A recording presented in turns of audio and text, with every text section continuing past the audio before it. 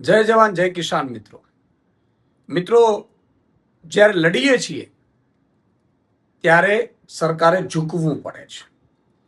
વીજ થાંભલા હોય, આ મામલે સમગ્ર મામલા ઉપર વિવિધ તબક્કે ખેડૂતો એક થયા, ખેડૂતો લડ્યા તો સરકાર ઝૂકી, પરંતુ સરકાર 10% ઝૂકી, 90% ન ઝૂકી.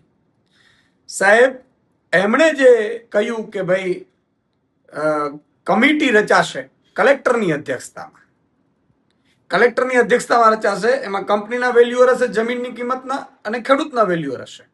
તો કલેક્ટર કઈ બાજુ નમશે? અત્યાર સુધી કલેક્ટરની અધ્યક્ષતામાં જ કમિટી રચાતી હતી. પોલીસ ત્યાં જ કલેક્ટર જ હુકમ કરતા હતા પોલીસનું, અને પોલીસ પહોંચતી હતી.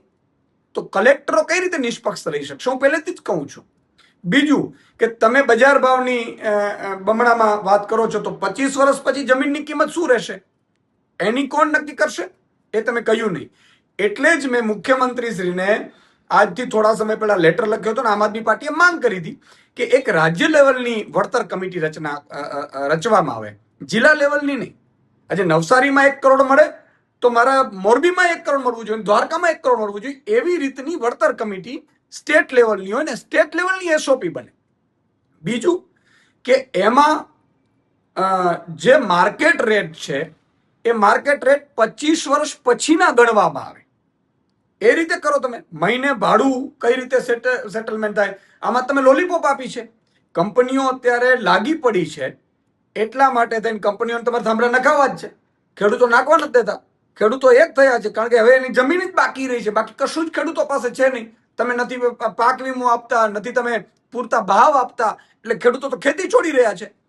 એટલે ખેડૂતોની માં સમાન, છાતી સમાન જમીન ઉપર જ્યારે તમે થાંભલાઓ નાખીને ગેરકાયદેસર પ્રવેશ કર્યો, એટલા માટે તેને બહાર આવ્યા. હવે માત્ર જમીન જ બાકી હતી. એમાં તમે આ રીતે લોલીપોપ આપી છે સરકારની, એ અમને માન્ય નથી, ખેડૂતોને પણ નહીં હોય. અને એટલા માટે 5 તારીખનો જે ખેડૂત માટેનો સામૂહિક ઉપવાસ આમ આદમી પાર્ટીનો છે યથાવત છે. કારણ કે આ હજુ પૂરતું નથી. ખેડૂતને મહિને ભાડાની વાત નથી, ખેડૂતને 25 વર્ષ પછીની જમીનની કિંમત શું હોય એ પ્રમાણે વળતરની વાત નથી. ખેડૂતની પૂછ્યા વિના કોઈ જમીનમાં નહીં ઘૂસી શકે. માન લો ખેડૂતને ન પસંદ આવી તો પોલીસ આવશે કે નહીં એની કોઈ વાત નથી. એટલે કંપનીઓ ફેવર અને એક લોલીપોપ આપીને પાછા થાંભલાના કામ ચાલુ કરાવવાનું જે સરકારનું ષડયંત્ર છે એવું અમને લાગી રહ્યું છે. હજી ફરીથી સરકારને વિનંતી કરીએ છીએ કે વિચારો, અને 25 વર્ષ પછી જે માર્કેટ રેટ હોય, કારણ કે કંપની અહીંયા મફત વીજળી આપવાની નથી, અને કંપનીઓ આપશે અત્યારે 8 રૂપિયા યુનિટ આપે છે, 25 વર્ષ પછી એ 50 કે 100 રૂપિયા યુનિટ હશે, ત્યારે કરોડોમાં કમાતી હશે.